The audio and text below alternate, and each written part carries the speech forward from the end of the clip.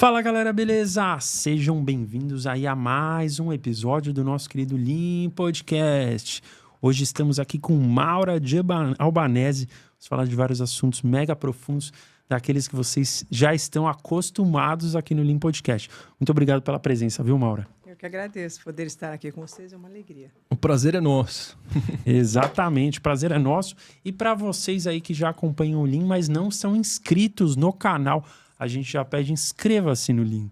Inscreva-se, você vai ajudar o nosso conteúdo a chegar a mais almas, né? Para ajudar na sua e na jornada do autoconhecimento de todos nós. Isso aí, muito importante. Muito bom. Esse primeiro recadinho. Maura, para a gente começar aqui, a sua história de vida ela é muito impactante e ela, com certeza, teve um papel muito importante na sua missão atual, né? Então, a gente vai falar disso aqui hoje. Tem uma frase sua que você colocou aqui, que é: quando a dor encontra propósito, nasce uma missão. Se você pudesse discorrer acerca dessa frase, o quanto ela é importante para você, pautando a sua história. Porque eu digo sempre assim que sofrer, todos nós vamos sofrer, vamos enfrentar desafios na vida. Não tem como você viver sem passar por situações. Só que todo sofrimento que não te leva a um crescimento, ele é um sofrimento em vão. Sofrimento que você devia jogar na lata do lixo. Eu digo que toda lágrima vertida que não se transformou em um canal de luz cristalina para a minha própria existência e para as outras pessoas, então foram lágrimas que se transformaram num limbo. Então, o que é uma dor quando faz a transformação? Quando você entende o para quê. Quando você pergunta para que eu estou passando por isso. Não o porquê, querendo explicações, né, absurdas, racionais, mas o para que a minha alma atraiu isso. Para que a minha mente criou essa realidade. Qual é o aprendizado, a pérola do aprendizado que está embutido ali. E quando a gente pega o aprendizado, e é para isso que nós vivemos, para aprender, crescer e evoluir, a dor vai embora e você fica com esse aprendizado. Então, é aí que eu falo assim, toda dor, ela te transforma. Todo desafio, ela te impulsiona a crescer. Se não te gerou esse impulso, é a hora que as pessoas começam a repetir os mesmos problemas, as mesmas situações. Como escola, repetindo de ano. Então, quem repete sempre as mesmas situações, eu digo, você não foi aprovado na escola da vida ainda. Precisa ver qual é a matéria, né, pela qual você ainda não se tornou mestre nela. Mas como uma escola, a gente começa no primeiro ano, né? E logo no primeiro ano, quando você tem ali a matéria dor, você ainda não passou por aquela situação antes. O que você acha que poderia ajudar as pessoas que estão ainda no primeiro ano? Uma coisa é você estar no primeiro colegial, já ter enfrentado a dor por várias séries e ainda insistir no erro de não entender o para quê, só ficar no porquê. Mas se você está lá atrás, no primeiro aninho, e se depara com um momento de dor, a pessoa fica meio perdida. Que dica que você daria para essa pessoa? Como enfrentar a primeira vez a dor? Então, acho que nós nunca temos, acho que nessa nossa existência atual, você pode dizer que é a primeira vez que eu vou enfrentar uma dor, né? Mas nós sim, sofremos e sentimos dores desde que nascemos. O parto já é uma dor. Né? Ninguém veio para este mundo sem ter que passar por um canal estreito, né, do próprio nascimento. Já é o primeiro trauma. Nasce chorando ainda. Nasce chorando. O bebê tem o desconforto da fome, de tudo, e que tem que se manifestar, então ele também já tem ali com esse desprazer. Nós vamos chamar de dor como algo desprazeroso. Né? Então, se você falar assim, a pessoa que está lá na primeira série, ela vai ter as lições pertinentes a que aquela pessoa é capaz de lidar. Nenhuma dor é maior do que aquela que eu sou capaz de lidar. Se eu já estou na universidade, eu vou lidar com outras questões, e aqui embaixo eu vou lidar com as questões que eu posso. Então, não importa dentro da escola da vida se você está no primeiro ano ou no 10º ano. As lições que se apresentam são aquelas que você escolheu, criou e que está pronta para passar. Mas quando que na sua vida deu esse estalo na sua cabeça? Olha, qual foi a dor que realmente te abriu a mente para a parte interna? Então, tem uma coisa que durante um bom Por mais que eu dei muitas cabeçadas na minha vida, né, e faz parte até, né, de você vai para cá e vai para lá, eu sempre achava que tudo corria muito bem. Eu sempre achava que tudo estava correndo do jeitão que eu queria. Então, se eu queria uma coisa, eu ia fazer, acontecia. Eu fazia outra, fazia, acontecia. E aí, sei lá, caso, né, porque eu quis casar, aí, tá, eu mesmo que pedi meu marido em casamento. Olha só. Atrás. Moderna, né? Muito moderninha, né? Decidida. Eu falei assim, ou a gente casa ou a gente para por aqui, você entendeu? Era bem ali. Porque agora eu resolvi casar e pronto. E pronto, é bem assim. Então, eu resolvi estar, né? Então, tá ali, tem que ser feito. E aí também resolvi ter filhos. Então, tá, quero ter filhos, resolvi ter filhos, bom, não tem mais nem menos de engravido. E daí foi uma gravidez maravilhosa, tudo, né? Sem problema nenhum. E na hora que eu vou para ter o bebê, na hora do parto, né, mesmo, é um óbito fetal. Então, também sem mais nem menos. Não tinha nenhum aviso antes, eu estava passando mal, nada disso. Pelo contrário, eu estava ali feliz da vida. E naquele momento, foi uma paulada no meu ego. No seu ego. No meu ego, porque toda dor, quem sofre é o ego. A essência não sofre. Né? Então, o que me fez entrar num processo de depressão, que eu fui literalmente para a cama, que eu fiquei 2 meses de cama e casa de mamãe ainda, né? Porque nessas horas a melhor coisa que tem é casa de mamãe. Vamos pra lá. Não tem igual, né? Não tem igual, né? E chorando as pitangas, né? E ainda sempre fui uma pessoa muito conectada a Deus, à espiritualidade, então eu achava um absurdo uma pessoa boa, trabalhadora, honesta, como eu, maravilhosa, esplendorosa, acontecer aquilo, sabe? E eu não conseguia entender nem os porquês de nada disso. E entrei num processo de depressão que também nunca havia entrado. Mas o mais que me pegava quando eu falo desse meu ego é uma onipotência, né? Eu não segurei o que estava dentro de mim. Entendi. Né? Então, como que vão tirar o que eu considerava meu, sendo que a gente sabe que filho do mundo não é nosso, e, né, blá, blá, aquela coisa toda. Então, foi a partir daquele momento que me deu um start muito grande, que eu falei, quem é que está chorando? Quem é que está se descabelando? E dentro desse processo de... que eu comecei a ver que eu estava criando tudo aquilo para mim. Né? E criando uma situação de mais dor ainda e mais aflição ainda. Porque eu não estava aprendendo. Porque qual é o aprendizado? Né? Para que a Amora passou por aquilo? Milhares de mulheres passam por isso. Né? Não sou a primeira, nem serei a última a passar por isso. Agora, cada uma tem um para quê. Né? No meu para quê, não necessariamente é o para quê da outra. Mas o para mim, naquele momento, foi bem isso. É para você parar de ser tão arrogante, tão metida. Olha só. E se achar a dona do pedaço. Sabe assim, é para você ter a humildade de reconhecer que nem tudo está no seu domínio. Mas o que é que está no seu domínio? Então, tem coisas que não estão, mas tem coisas que estão. E aí eu falei assim, o que está no nosso domínio? A minha mente está no meu domínio. Eu posso entrar num processo de depressão porque a minha mente me coloca ali, como eu posso sair deste processo de depressão porque a minha mente me tira dali. Então, foi na hora que eu falei assim, aí está a minha força e o meu poder. E não em querer que tudo se mova exatamente como eu quero, né? Mas eu tenho bem aquela história, né? Que seja feita, né? Eu quero tal coisa, mas que seja feita a vossa vontade também. Ou seja, existe uma inteligência maior que rege. E estar submetido também a essa inteligência maior com o sentimento de obediência. E a primeira vez que eu ouvi essa palavra, obediência, né? Que uma vez uma pessoa falou assim, Mauro, você precisa aprender a ser obediente. Eu falei, você tá louca? Que isso? Isso aí é o maior xingamento que alguém possa ter, obediência. E daí também eu fui tentar entender depois o que era essa obediência. Né? O que era?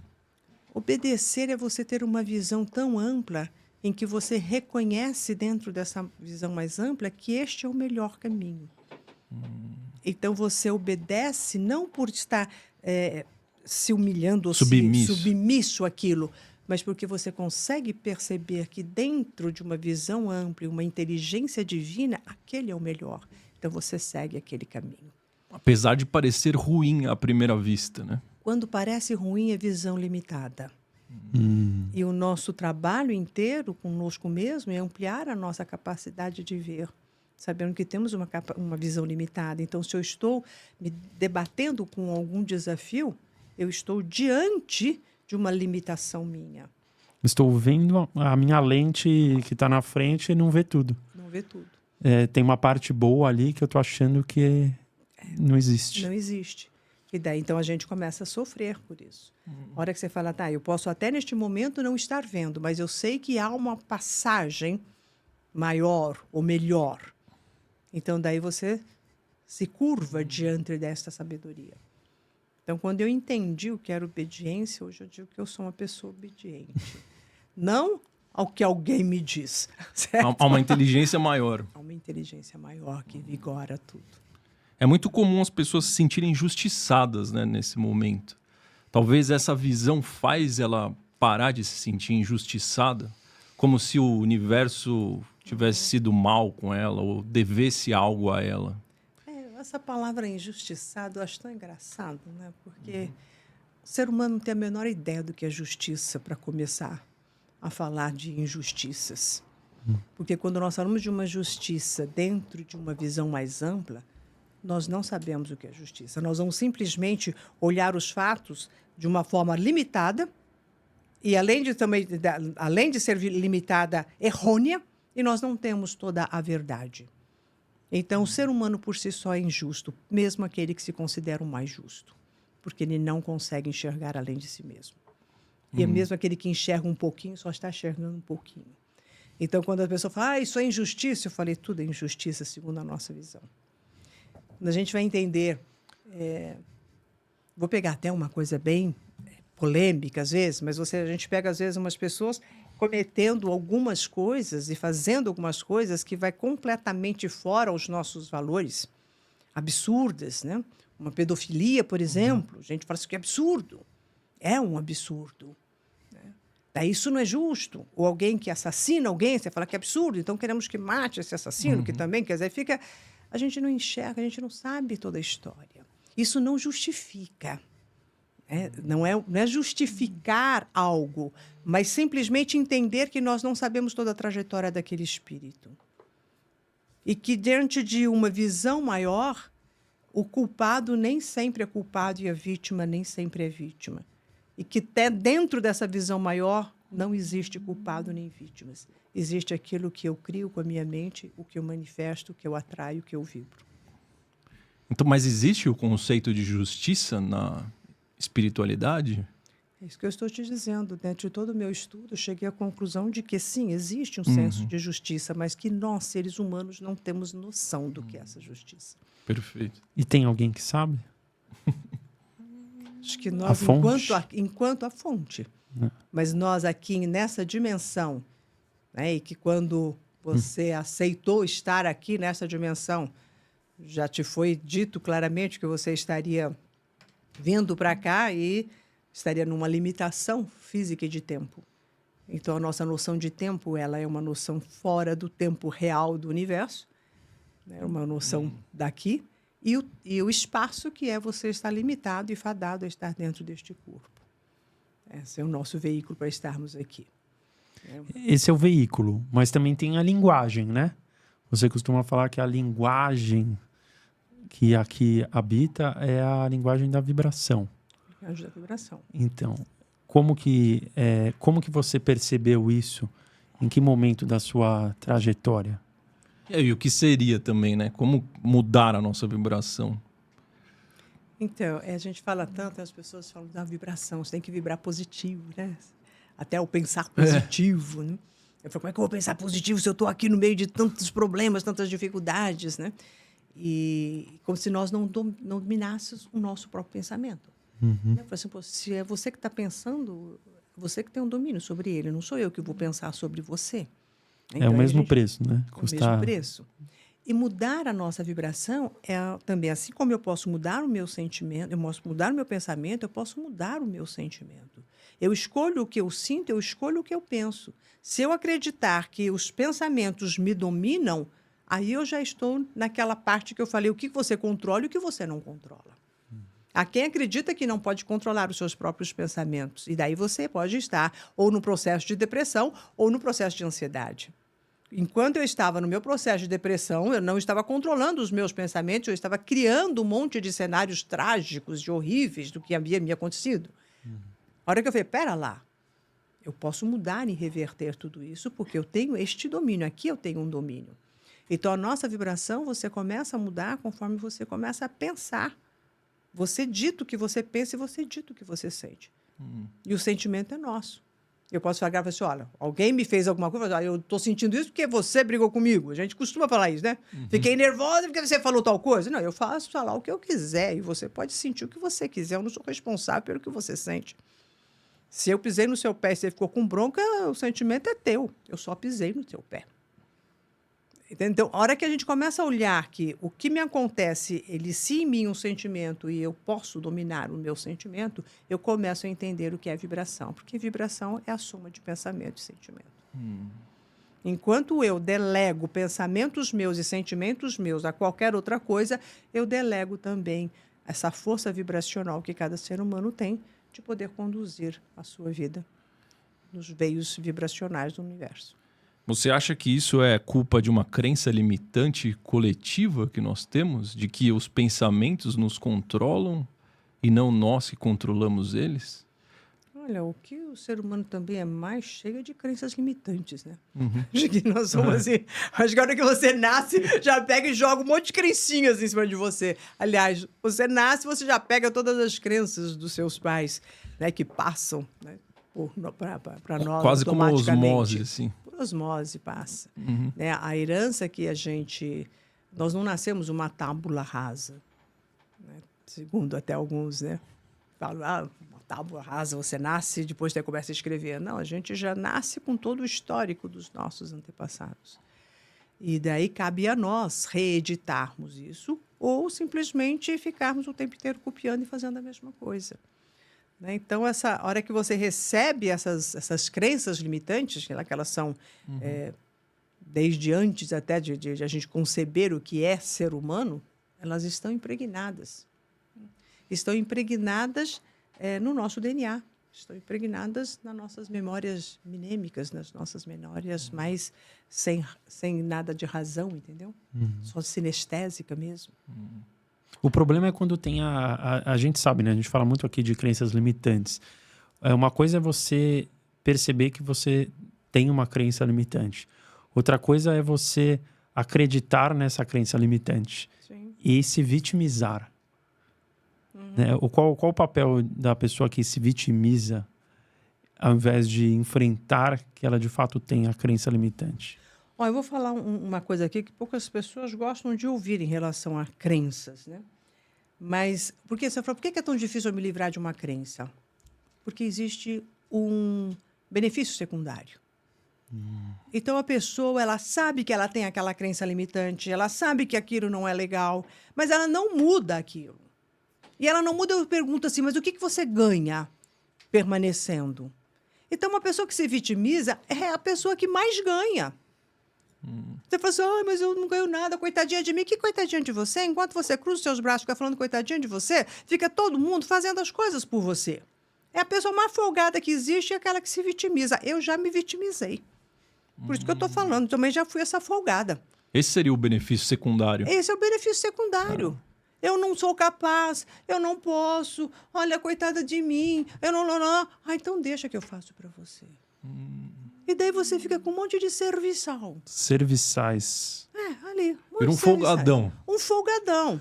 Um folgadão. Daí tem um outro lado, aquele outro que se acha, né, o bonzão. Então, ele tem que fazer tudo. Uma crença limitante de que tudo depende de mim, o tal do controlador. Entendi. Tudo depende de mim. Que benefício maior do que isso? Que era como você era antes, certo? Como eram os dois, tá vendo? Eu tô falando aqui de casa, que é a personificação da vítima lá atrás e da toda-poderosa também. Porque daí, se eu sou a toda-poderosa, eu resolvo. Então, eu tiro a sua força. Então, o todo-poderoso, ele tira a força do outro, deixa que eu faço, olha como eu sou bom, faço, e você tá aqui preso comigo. Nossa. Aí você tem uma dívida aqui comigo, você também virou meu serviçal. Muito bom. Vira serviçal duplamente. Duplamente. Caramba. Então, todas as crenças limitantes, elas persistem porque nós não temos a coragem de olhar para dentro de nós e falar assim, olha o que eu estou fazendo. Porque... Essa falta de vergonha na cara. Porque tem esse benefício. Nunca tinha parado para pensar no benefício secundário. Caramba. Isso daí é o que amarra as pessoas em tudo. Nós sabemos exatamente o que é certo e o que é errado. No fundo, a gente sempre A sabe. gente sabe tudo. A gente sabe que você está pisando na bola. Ah, eu não sabia. Que não sabia? Mas a partir do momento que eu tomo consciência disso, eu já consigo quebrar uma crença? Desde que você assuma esse benefício secundário e abra mão dele. A gente fala de desapego. A gente pensa, eu tenho que me desapegar de questões materiais. Não, você tem que se desapegar disso, deste ganho. Como é que é a sua vida se você não for a pessoa mais importante na sua família que resolve tudo? Como é que seria a sua vida se você não for, sabe, esse coitadinho? Eu tenho uma dependência emocional. Hoje é isso, normal também, né? Dependência emocional do meu marido. Como é que eu saio da dependência emocional? Falei, criando vergonha na cara, cidadão. É muito mais fácil falar que eu tenho uma dependência emocional do que eu simplesmente tratar este meu emocional. Então, as pessoas sofrem por causa disso, porque estão criando na mente delas e nessa vibração delas este sofrimento. Será que não é pelo medo de sentir a dor, de enfrentar a dor? A pessoa acaba sofrendo, igual nesse caso da dependência emocional, porque no fundo ela sabe que se ela, mesmo sabendo a verdade, que ela vai ter uma dor de largar aquele marido obsessivo. Igual largar o cigarro, todo mundo sabe que é importante. Mas na hora de enfrentar aquela dor Aquela da abstinência. ausência... Né? Aquela abstinência do mal que me faz bem. Exato. Né? Então, quer dizer, eu não quero passar esse desprazer dessa abstinência, então eu fico, né, ainda aguentando tudo aquilo.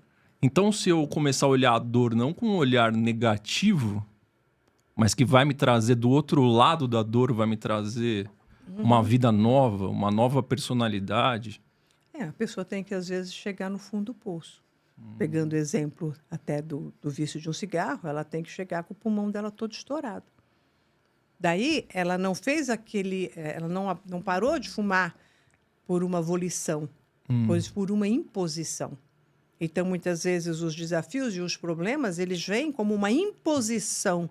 Até, vamos pensar, do divino, para ver se a gente cria juízo. Ou a gente vai até o final, até onde a gente pode ir no máximo. Vontade mesmo de mudar, ninguém quer. A pessoa fala assim, quem tem vontade de mudar? Aquele meme, né? Tem Ninguém a quer fila, mudar. né? Eu quero que o mundo mude para eu continuar igual.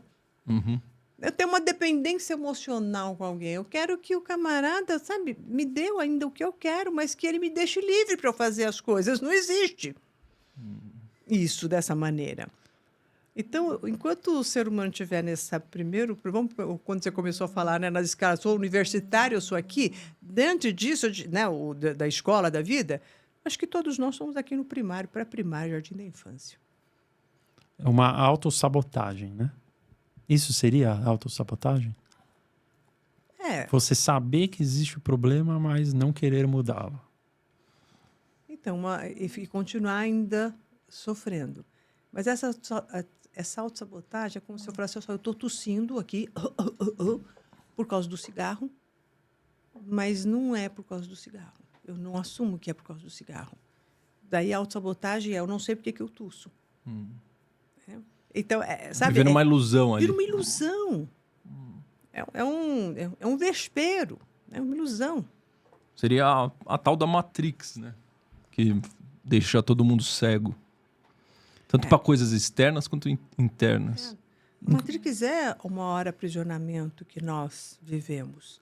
Né? Porque ela dita como você tem que agir, pensar, fazer.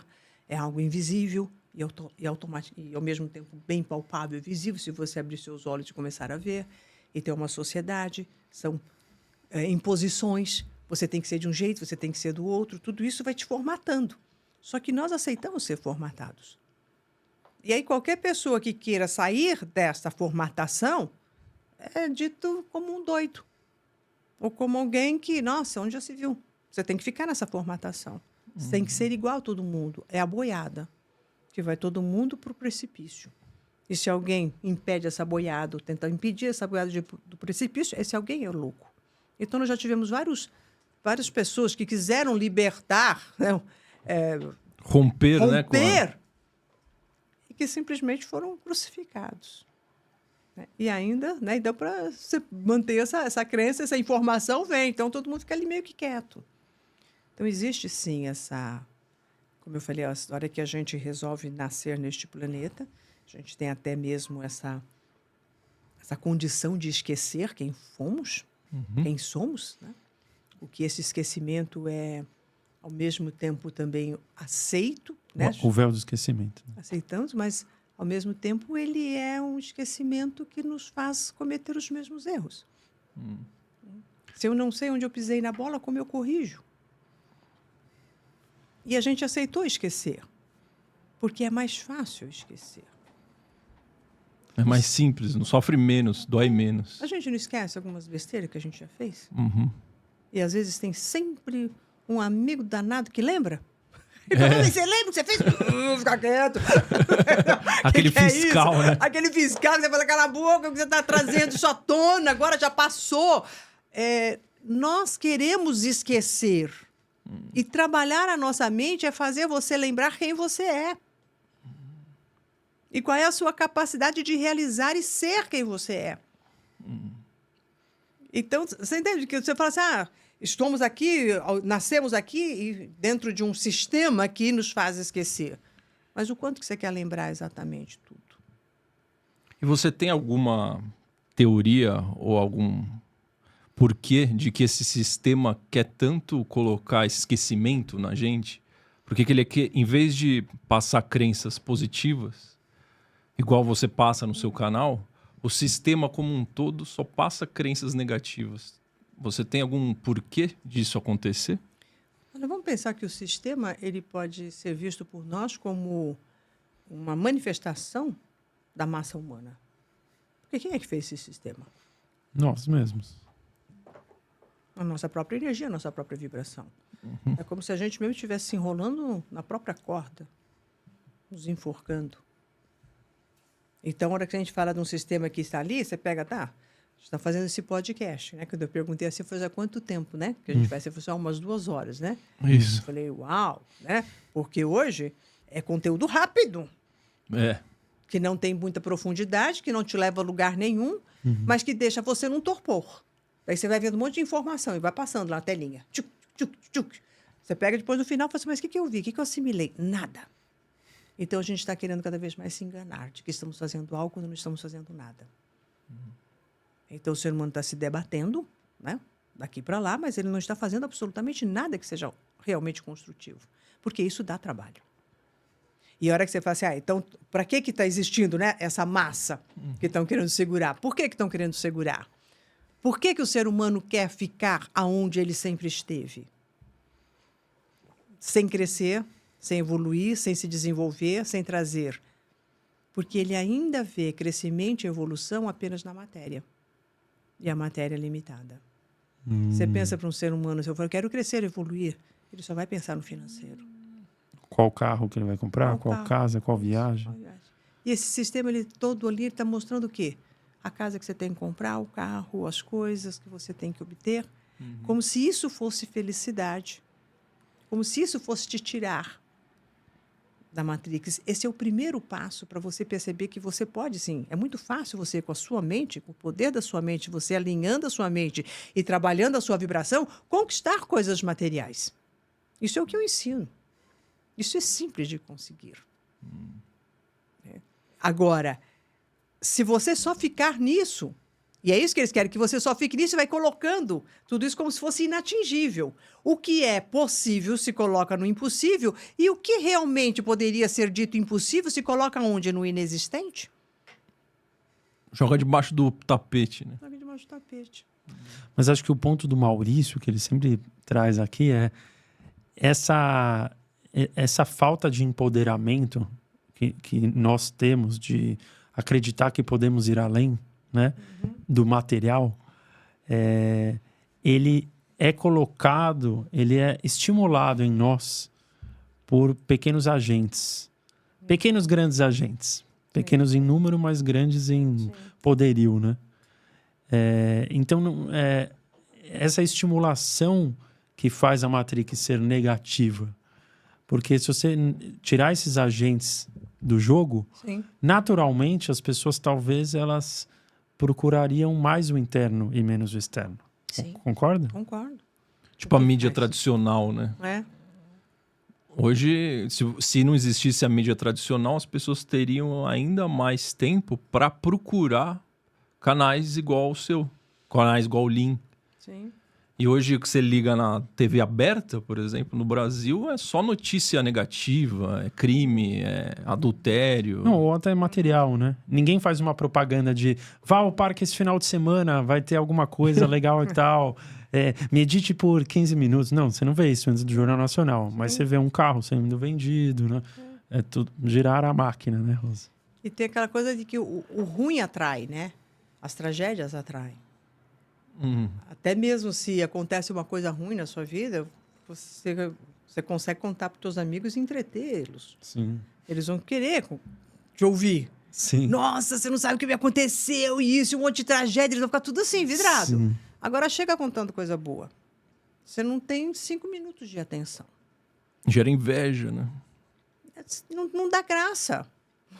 Não chega nem a gerar inveja, não tem graça. Não pega, né? Então, o ser humano, ele é ávido por problema e dificuldade. Parece que ele é um chupim, ele cria isso. Então, você fala assim para mim, o que é essa Matrix? É a mente humana criando problemas, por gostar de problemas, por se deliciar, por mais que sofra. Um lado masoquista. Daí você fala, como que eu saio disso, né? Como? Como que eu, né, saio dessa teia, Nessa né? teia. Dessa teia que vai nos fazendo isso aqui com todos nós. Né? É a hora que a gente fala assim, é um despertar. Né? Você tem que despertar. Primeiro você tem que reconhecer que você está nessa teia. Quais os benefícios, né, de estar aí, o que eu pseudomente acho que ganho. E aí você entra na sua insignificância. Só quando nós entramos na nossa insignificância, a gente pode encontrar significado. Enquanto eu buscar a minha significância, o meu significado, eu não consigo furar a bolha. Porque quem está buscando isso é o ego. A essência, ela é. E se eu sou, eu já estou. E se eu já estou, eu só preciso ser. O ser humano está buscando, tendo que ter, e com isso ele esquece que ele já é.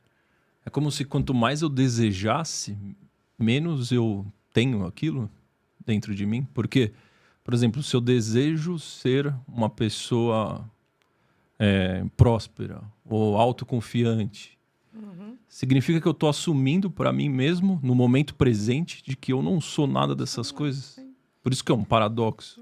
O desejo te põe na falta. A falta te põe na escassez. A essência te põe na totalidade. Isso, para mim, é espiritualidade. Então, toda vez... Não há problema nenhum em você desejar ter algo. Mas o seu desejo em ter algo é só por uma questão de o que você escolhe neste momento. Não porque te falta, porque já está ali. É como se fosse, olha, eu escolho agora colocar um pouco mais de água. Ela está aqui. Não é que me falta. Mas a minha sede, por uma necessidade, eu vou e pego aquilo que eu preciso no momento. Daí nós estaríamos falando de uma igualdade. Que é a igualdade que é há para todos, porque há para todos. Em abundância. Em abundância. Só que eu não consigo pegar aquilo que eu quero naquele momento. Então, vai tendo os acúmulos, né? Que nem a multiplicação dos pães de Jesus, né? Na parábola dos pães, o que mais nos admira não é a multiplicação, mas a divisão. Só sobrou porque teve divisão igualitária. E não porque teve uma multiplicação. Então, a gente fica querendo multiplicar, sendo que a gente precisa aprender A dividir. a dividir. E o dividir não significa tirar de quem tem e colocar para quem não tem, que isso daí é um absurdo, aquela coisa de ficar, né? Não é essa a divisão. Mas a divisão é o que eu preciso, ele já existe. Se já existe, eu posso ter. E esse é o conceito básico de toda a minha metodologia.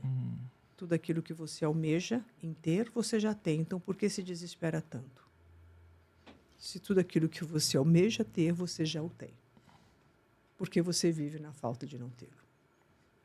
Mas aí, o que acaba acontecendo, a tal da lei da atração, né, que todo mundo fala. Todo mundo fala que é para você... como se desejar aquilo. Talvez seja por isso que não dá certo para muitas pessoas. Elas desejam e não sentem no agora. Porque a lei da atração, ela é uma lei secundária, terciária, né? A primeira lei é a lei da vibração. A lei da atração, ela só é uma consequência da vibração que você exala.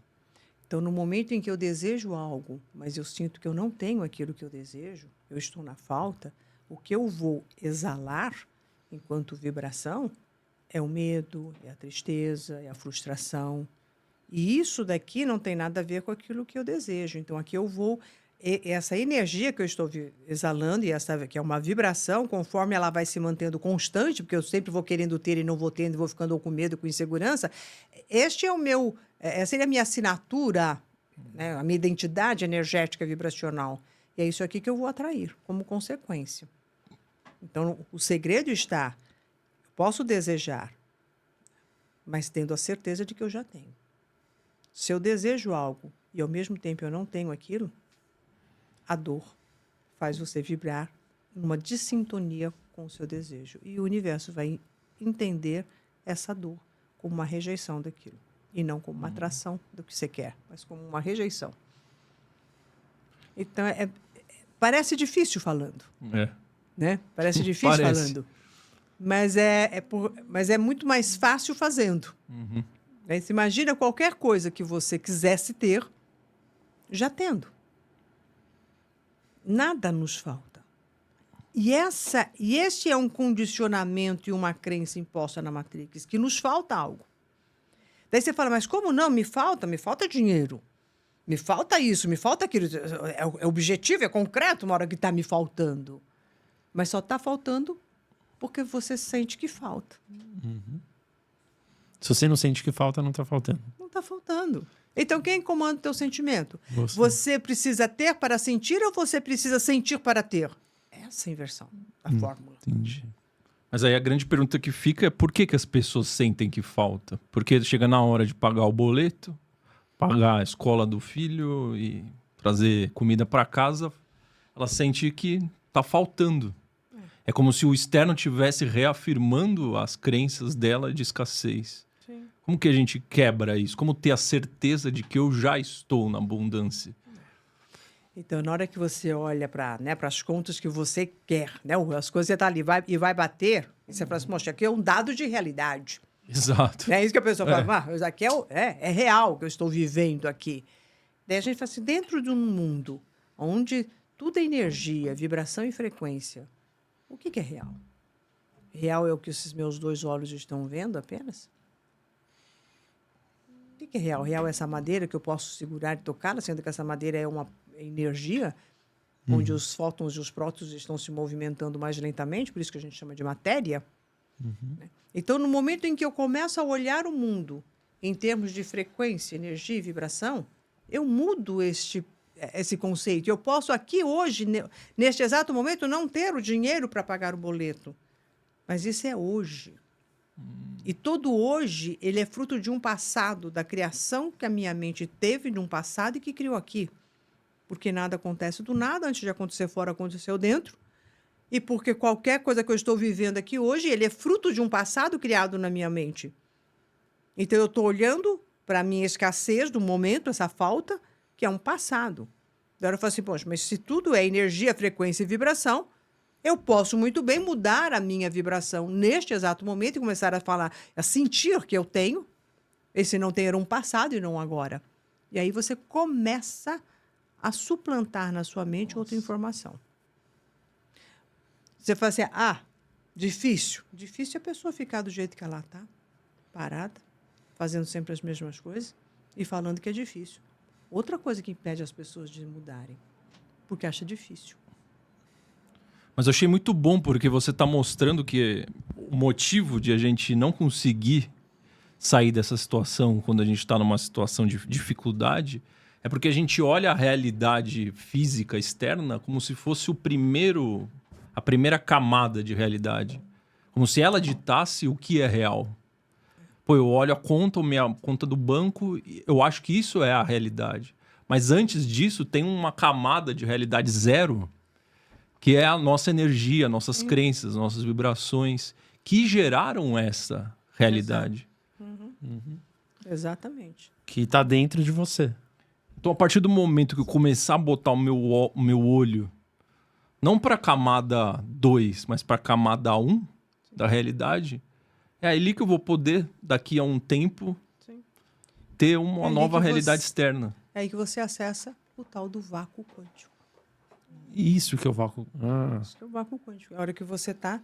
É por isso que eu falei que nós estamos vivendo uma questão de tempo ilusório. Né? Então, a nossa noção de tempo, relógio, ela é totalmente ilusória. O vácuo quântico, ele vem no espaço-tempo que não é esse tempo linear.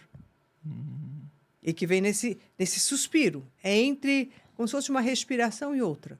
Há um espaço. Esse pequeno espaço é o espaço da criação, que é o sopro divino. E que todos nós temos esse sopro a cada respiração. Isso seria o cocriar que as pessoas falam? Seria você estar no espaço vibracional da pura criação. Sabe um outro momento em que você está neste espaço? Quando você está para dormir, começando a dormir, onde o seu espírito vai se desligar, a sua consciência vai se desligando, você tem aquele momentozinho. sei. Sabe, que até algumas pessoas têm até aquela sensação de que estou caindo, daí fica assim, mas tem um pequeno momento entre o estar acordado e entrar no sono. Este momento é o momento mais rico da mente, que é a hora que você está acessando este vácuo quântico, que na hora que você dá uma informação, ou um decreto, ou um comando do que você quer, você coloca isso numa realidade Nossa. universal. E essa realidade vibracional é que vai fazer acontecer isso. Então, os maiores objetivos manifestos meus foi quando eu consigo colocar neste espaço.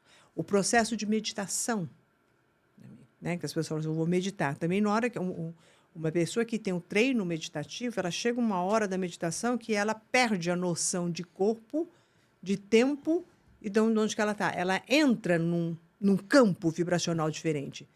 Ali é o momento exato, ali seria o tempo do universo, o tempo das manifestações. Então, a gente está sempre vivendo num tempo passado. Eu vi um vídeo seu que você ensina a fazer auto-hipnose, né? Que você mostra uma tela branca com um ponto no meio. Sim. Quando a gente consegue se auto-hipnotizar, seria um momento que a gente está entrando nesse vácuo quântico? Isso Ou é não? uma técnica que seria um pré para isso. Um pré. Que Uma quando preparação. É uma preparação. Então, vamos supor, a pessoa vai lá, você está focando num ponto. Se você olhar só aquele ponto, você pode perceber que de repente, você vai tendo outra visão. A hora que você foca num pontinho ali, você fica alguns minutos, há uma abertura. E neste momento dessa abertura é a hora que você entra com um comando. Eu faço, né? Os comandos mentais, que são comandos vibracionais, eles têm que ter sempre as palavras e o sentimento exatamente do jeitinho que você quer, e no positivo e no presente. Comando é o comando tal coisa. Né? E não um pedido. Eu quero. Não é o eu quero. Eu sou, eu faço. Eu sou. Eu sinto. Eu sinto, eu estou. Então, e já está. E não uma coisa que vai acontecer. Porque tudo no universo acontece no momento agora. No now. No now, no li. É isso aí. Life no is li. now. Not is now. Você sabe disso muito bem. É só neste momento do agora. Só que as pessoas não sabem viver o agora. Ou elas estão no passado, ou elas estão no futuro. E no agora está no vazio, onde é o momento da criação. Que é o momento do oposto da respiração. Eu sempre pensava que a respiração era o now. Mas então é o entre-respiração. É o entre-respiração. Naquele, né? De leve. Se você for ver o nascimento, que a gente fala, quando a criança chora, quando ela nasce, é o primeiro sopro dela. Né? A primeira respiração. Então, ela estava sem a inspiração, e daí ela abre para uma inspiração. A hora que entra o pulmão, o ar no pulmãozinho dela. Daí deve doer, aquilo que abre os brônquios. E aí ela começa com esse, né, com esse ritmo. E durante a vida vai ter várias, até que no final da vida vai ter a última expiração. Então, a vida entre nascer e morrer é uma única inspiração, com vários ciclozinhos. Nossa. Então, você inspirou ao nascer, expirou por último ao morrer. Entre esses intervalos, você teve vários nascimentos. Caramba, que Nascimento incrível. de uma nova ideia, nascimento de qualquer coisa que você queira Novo realizar. relacionamento, novo Por trabalho. isso que o ser humano, ele é o próprio co-criador da sua própria história.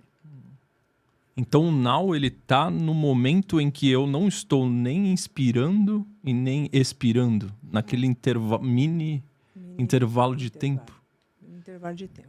Mas aí como que eu uso isso? Como que eu consigo perceber esse tempo, esse momento, quando eu tô lá meditando? Tem algum jeito? Então, a meditação, você só é capaz de entrar numa meditação profunda através da sua respiração. Qualquer técnica meditativa é em cima de respiração. E o que eu mais gosto de todas as técnicas meditativas é simplesmente aquela: preste atenção na sua respiração. Nem precisa nem se forçar, nem nada. Se quiser forçar, pode forçar. Pode fazer vários, né? Às vezes eu até dou algumas técnicas respiratórias para ajudar a pessoa a trazer mais a presença para agora. Mas se você parar e só prestar atenção em como que o ar está entrando e saindo, você vai perceber este ponto. Se eu inspirar fortemente, eu não percebo este ponto. Eu posso até usar, né? Alguma técnica respiratória, aquela respiração nasal, ou mesmo uma respiração mais acelerada, só para me trazer a presença. Mas a partir daí, você tem que só prestar atenção. Se minha atenção tiver máxima, se eu tiver bem focado, eu vou conseguir Você vai perceber notar, esse vou ter consciência. E aí eu tive consciência. O que eu faço daí? Neste momento da consciência, você nesse espaçozinho, que é 1 milésimos de segundo, nesse espaçozinho você entra na plenitude da tua essência. Nossa. E quanto mais ciente você estiver desse processo, imagina, quando você está respirando, tudo isso está. Então, a nossa essência, ela permeia toda a nossa existência. Só que a gente fica no respirar fundo, aquela coisa, e esse a mais é o ego. Vamos pensar assim, né? Onde que o ego toma conta de todo esse espaço, sendo que a essência é aquele pontinho, mas que é esse pontinho que te faz ter a noção de vida e morte. Que é a nossa finitude. Entendi. A noção de vida e morte. A noção de vida e morte nos coloca em contato com a nossa essência, nos tira do buraco do ego e nos põe na totalidade. Eu gosto muito da ideia da morte do corpo. Vamos discorrê-la. Né? Porque a ideia da morte é que nos traz um sentido para a vida. Tem gente que acha que a morte é a coisa mais descabida do mundo, né? De repente você está aqui, de repente você não está. E que deixa a gente, né? Com medo. Com medo, que nem faz o quê? Uns 3 dias, né? Uns 3 dias que faleceu um médico que me acompanhava, né? E assim, também, pluf, do nada, daí você fala, nossa, morreu, como assim? Sabe assim? Nos pega de surpresa, né? Até porque, sério, né? Conversei com a pessoa outro dia e já não está mais aqui. Então, essa surpresa que a gente tem diante da morte é aquela surpresa da nossa finitude e, ao mesmo tempo, da própria vida. Que seria essa surpresa que você encontra nesse vácuo dessa respiração que eu estou falando. É aquela surpresa que você fala assim, nossa, eu estou aqui, eu estou inteiro aqui. E só diante da possibilidade da nossa finitude corporal é que a gente consegue encontrar algum tipo de dignidade. Porque se a gente não... Né, se eu falar assim, bom, vou viver para sempre, não tenho aquilo ali, você perde um pouco a dignidade. Né? Mas como você sabe que você vai... Né, que tudo é finito dentro desta materialidade, então te coloca em contato com alguma coisa que excede essa finitude. Que eu acho que é neste momento entre o fim e o início de algo que nos coloca em contato com algo maior. Seria nesse momento que a gente consegue acessar o nosso inconsciente? Porque Jung tem aquela frase, né? Enquanto você não tornar consciente o seu inconsciente, Se ele chamará de destino. Completa, Rosa, para o pessoal? você pode falar, por favor. Enquanto você não tornar consciente o seu inconsciente, você chamará de destino. Ele irá dirigir sua vida e você chamará isso de de destino. É isso. É. Então, ali... Como que Então, nesse momento, eu consigo tornar o meu inconsciente consciente? E o que seria esse tal desse inconsciente? Então, só que aqui, quando eu estou falando nesses momentos, nesses minutos aqui, eu estou falando de uma outra instância mental da mente superior, Tá. que é a nossa conexão com o Supremo. Quando eu estou falando dessa essência, eu estou falando de uma mente superior. Aqui, a mente inconsciente é além. Só que o ser humano, ele fica muito mais conectado à mente inconsciente, que é essa que está dirigindo, e à mente consciente, que é essa que está nos ouvindo. Tá. Então, a manifestação dos sonhos, elas acabam não se dando porque estamos presos no inconsciente e consciente, que é aqui que se forma toda uma matrix. Do consciente. No consciente e no inconsciente.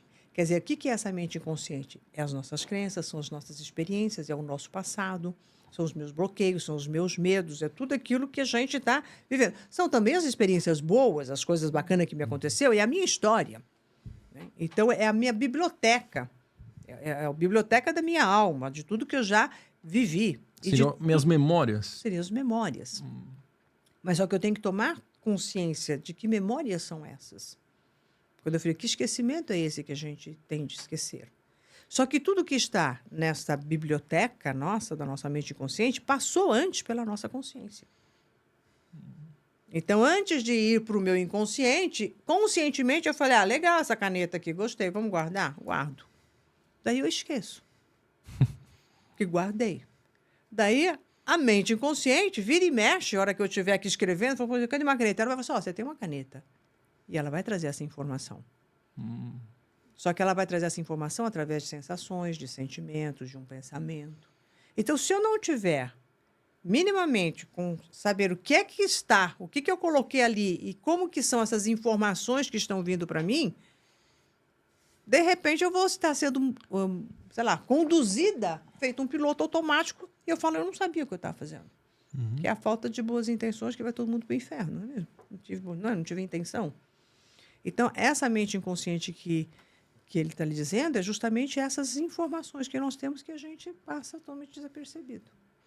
E onde entra o destino aí?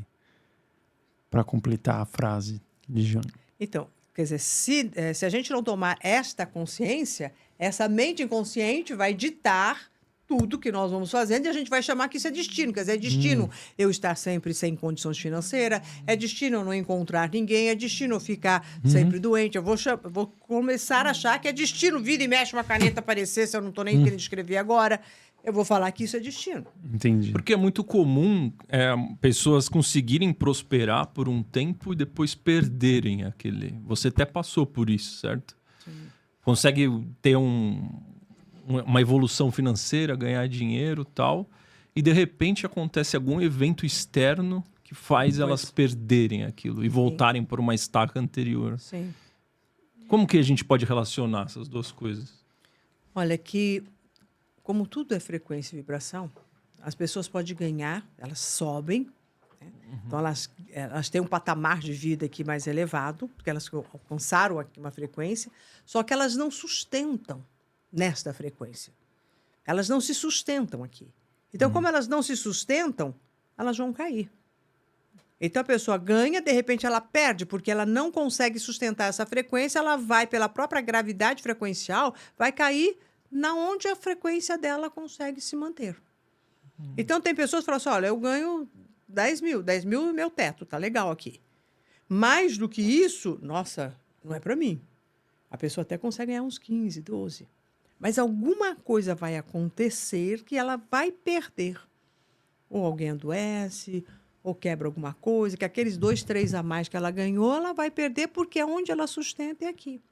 Isso aconteceu comigo numa época que eu estava, enquanto eu clinicava, né? E eu ganhei, estava assim no ápice do que uma psicóloga pode ganhar. Eu cheguei no meu teto, né? Assim, o teto de psicólogo, porque o que acontece? Você tem um limite físico e de horários. Então, todos os horários Estavam preenchidos. preenchidos. Né? Fila de espera, né? Eu estava com fila de espera para mais de 6 meses, né? Esperando assim para ver se libera um paciente para o outro entrar, o que era absurdo. Aí eu comecei a ter outras profissionais, né? Outros psicólogos que começaram a trabalhar comigo para eu poder diminuir essa fila, porque eu falei, eu não posso ficar com essa fila, né? Assim, então, aquela coisa. Então, eu cheguei no máximo ali, né? Assim, é todo. Só que daí, neste momento, meu marido acabou adoecendo. Só que no que ele acabou adoecendo, então, todo esse... Né, eu estava prosperando, estava ganhando aqui, só que eu tinha que pegar esse quanto de dinheiro que eu estava aqui, que era para outras coisas, manter toda uma casa. Então, ou seja, disponibilizar esse dinheiro ali. Então, eu estava prosperando, cresci, eu até falei assim, nossa, eu cheguei aqui no máximo, olha só, aquela coisa. Mas e aí? Algo acontece que faz com que você volte até aqui, o que eu não podia ter aquilo, na minha mentalidade, na minha frequência mental. É como se a gente tivesse tipo um termostato financeiro dentro do nosso cérebro. Um termostato de doença, um termostato de relacionamento. Eu posso até encontrar as pessoas, mas casar não. Eu posso até casar, mas ficar casado não. Então, a gente encontra essas pessoas, né, que conseguem, né, se relacionar e casar, mas não mantém, porque ela não tem. Né? Aí a gente diz a mente inconsciente dela, que existe o quê? Um padrão mental, né, essa informação que diz, ó, você não pode ter mais do que X de dinheiro. Isso não é para você. Daí a gente coloca todas as crenças, todas, né? Tudo que está nessa tal mente inconsciente. E tem como eu descobrir qual que é o meu termostato financeiro?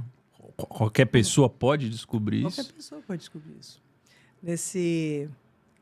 Mesmo dentro da Academia da Mente, a gente ensina isso. E no Despertar também, que é um curso online gratuito que a gente vai dar agora dia 4 de agosto, né? De 4 a 7, que é justamente para que a pessoa perceba, né, qual é a frequência vibracional que ela está tendo e o que é, como é que ela está, o que ela está acontecendo com ela que está colocando ela nesse patamar para poder ali quebrar e sair desse patamar. A maneira mais fácil de você perceber é o seguinte: começa a pegar dentro do seu histórico, né? Qualquer pessoa pega o seu histórico e vê lá o quanto que eu ganhava quando eu tinha, sei lá, meu primeiro emprego, quanto que eu ganhei, né? Qual foi a minha subidinha. Conforme eu estava subindo, o que foi que aconteceu que me fez descer e perder? O cachorro adoeceu, tive que gastar um pet, o carro quebrou. Então, o que aconteceu? A hora que você pega, bom, aconteceu isso, eu estava prosperando e aconteceu isso, ali você está esbarrando no limite, no seu limite frequencial. Então, a primeira coisa, a gente tem que detectar isso. E você detecta na tua história. A hora que você começa a ver, sabe, dentro da tua história de vida, quais são os pontos e é aqui que aconteceu. Bom, então aconteceu isso por isso. A hora que você detecta, você já está tendo mais controle da sua mente inconsciente, concorda comigo? Você já não vai mais deixar ela dirigir. Você falou, opa, pera ali, aconteceu isso lá, aconteceu isso aqui. Que foi exatamente o que aconteceu ali comigo. A hora que eu vi, eu falei, nossa, eu tô aqui, olha o que aconteceu. Que foi o caso que você achava, você tinha uma crença que você estava ganhando dinheiro muito fácil, certo? Eu tive 2 vezes, eu tive várias vezes isso. A gente e que aí você não merecia aquilo, é isso? Ó, essa daí foi a segunda vez. Essa aqui do meu marido já foi um pouquinho mais pra frente. A gente é meio lerdo, entendeu? Pra perceber isso aqui. Também se a gente entender, né? Não acontece só uma vez, você já agora fiquei esperto e foi. Não, a vida vai te trazendo várias vezes. Eu tinha os meus 20 e poucos anos, daí eu comecei a vender joias, né? E daí eu comecei a ganhar muito dinheiro também vendendo joias. Porque eu falei, as coisas davam certo para mim. As coisas vinham, pá. E daí eu comecei a ter até uns 20 vendedores, né, de joias, que eles iam, vendiam, parará. E eu comecei a achar o quê? Nossa, eu estou ganhando dinheiro super fácil. Eu não estou fazendo nada. Quem está mais trabalhando são meus vendedores, coitado deles. Tudo bem, eles não tinham dinheiro para ter um mostruário. Eu tinha condição de dar um mostruário ali para eles. Mas mesmo assim, eu ficava com aquele sentimento de culpa. Olha a minha vibração. Baixa aqui. Daí, o que acontece? Um belo dia, chega e entra um ladrão na casa da minha mãe. Não rouba nada, só rouba as minhas joias. De um dia para o outro, eu fali. Você faliu. Vendeu seu estoque. Roubou seu estoque. Roubaram meu estoque. Né? Então, aquela coisa, eu tinha, estava prosperando, a minha vibração não estava batendo com aquilo, porque eu estava ali me achando não merecedora, não, sabe? Daí cai. Aí, bom, tudo bem, caí, acertei, parará, não vendi mais joia também, fiquei, né? Fiquei muito brava. Na época eu ainda estava lá toda arrogante, metida, que absurdo aconteceu isso comigo, parará. Ali, mas deu aquela queda. Passa-se um bom tempo, tô eu de novo, né? Da mesma coisa. Então, eu estava lá com o meu consultório cheio, com várias psicólogas trabalhando. Veja, a situação é a mesma. Eu estava aqui dando, né, tinha as joias, vários vendedores vendendo, meu consultório cheio e eu enchendo o consultório de outras psicólogas também. E aí aconteceu de novo. Daí o meu marido fica doente, aquele dinheiro todo é como se esvai. Como você resolveu isso? Então, você me perguntou primeiro, a tua pergunta é como que eu vou identificar? Você tem que olhar para a tua história e ver as coisas que se repetem. Entendi. E como que elas... Acompanhar, ver, colocar na linha do tempo. Colocar na linha do tempo. E daí você fala, aconteceu isso, aconteceu aquele outro. A hora que você começa a perceber, você fala, opa, pera lá. Quando aconteceu isso, ali que eu já estava, né, lá com o meu marido, aconteceu isso daqui, foi a hora que deu aquele start. Foi nessa hora que eu fiz a ligação lá de trás. Porque ali de trás, tá, aconteceu, eu tinha meus 20 e poucos anos, aconteceu, não sei o quê, daí eu comecei a fazer as ligações. E depois eu puxei também outras coisinhas, não tão, né, assim, mas outras situaçõezinhas que também eu ia e caía, ia e caía. Sabe? Então, acontecendo de várias formas, não é só um adoeceu, o outro roubou, teve um outro caso também ali que eu fui... de que enganado, me deixei ser enganada numa sociedade, sabe? Aquela sociedade que você faz, um dita que não dita, também acabei perdendo. Então, você começa a juntar e fala, mas espera lá. Porque teve uma outra coisa que eu fiz, que eu falei assim, eu fiz um monte de coisa antes de entrar na psicologia nisso tudo, né? Que eu abri uma empresa de oficina de costura. Eu não sei fazer uma costurazinha, eu não sei fazer uma barra. Mas eu tinha lá um monte de costureira que sabiam, né? E a gente fazia aquelas oficinas de costura com confecção e tudo mais. E daí também nunca ganhei tanto dinheiro. Dinheiro, né? Porque tinha uma falta daquilo ali. Pá. Só que daí eu montei junto com uma sócia. E daí essa sócia também me gambelou. E daí de novo. Depois perdi. Você entende? Então, quando a gente começa a ver, é o meu inconsciente que estava ditando. E eu falei assim, pô, é meu destino? Não. Você parecia que era, entendi. né? Parecia que era. Entendi. Então daí, tem que pôr na linha do tempo. E a hora que você percebe isso, você fala, pera lá. Qual é a minha frequência? O que eu estava pensando? Em todas eu estava pensando e sentindo a mesma coisa. Qual que era a crença base? Poxa, eu não mereço, estou ganhando dinheiro fácil. Olha só. Das costureiras, eu ficava com dó das costureiras. Ao invés de pensar, como se você estivesse explorando elas? Ao invés de pensar, pô, tô dando emprego. A mesma coisa que os vendedores. Né? Eu estava dando condição para eles, eles não tinham condição. Eles não tinham condição de ter um monstruário para ir sair vendendo, e eles tinham que, acho que eu não me lembro agora quanto era, mas acho que era 20%, uma coisa assim. Mas era eu que bancava. Tanto é que quem faliu fui eu, eles não faliram. Sim. Isso é verdade. É sempre o empreendedor, né? Então não era, né? Mas essa é uma crença. Então, aquela coisa que... E a sócia é muito, eu não estou fazendo nada. Eu sempre achava que eu não estava fazendo nada. Então, aí você resolveu tudo isso tirando a crença de que eu preciso ralar para ganhar dinheiro. Eu preciso ter um trabalho árduo para ganhar dinheiro. Não, o dinheiro ele pode entrar de maneira fácil e suave na minha vida. Não é... Não é errado. Não é errado. Porque ele já está. Nossa. Na hora que eu falo, nossa, eu não mereço, eu preciso, é porque eu estou na escassez e na falta. A gente passa por isso aqui. Direto. Bom, e daí, só entrando num ponto aqui, você também estava falando que tem a questão da mente superior. Podemos entrar nela? Que a gente estava falando até então do inconsciente e do consciente, como identificá-lo. Só que no meio do caminho das duas respirações, ele perguntou se era o inconsciente. Você falou, não, isso daí é a mente superior. Se a gente puder explicar o que seria essa mente superior. A mente superior é a nossa parte que tem a conexão com o divino, a conexão com a fonte. Então, a tão esquecida, que é essa que faz nós temos a intuição, a ampliação de visão, a ver além da matéria, mas ver que na matéria está a energia, que está o todo. É a mente superior que você fala, bom, tudo é possível porque já existe. Então, é essa parte nossa que tem essa informação também. Então, não é só a mente inconsciente que guarda estas informações. Nós temos um aparato de uma mente mais elevada que também traz essa informação. E a hora que você... E ela é a grande materializadora. A mente superior. A mente superior. Porque ela está no todo, como eu falei, é nesse espaço dessa respiração. A hora que eu acesso essa mente superior, eu consigo estar na abundância. A mente superior e o eu superior seria o mesmo. Seria isso, pode dizer.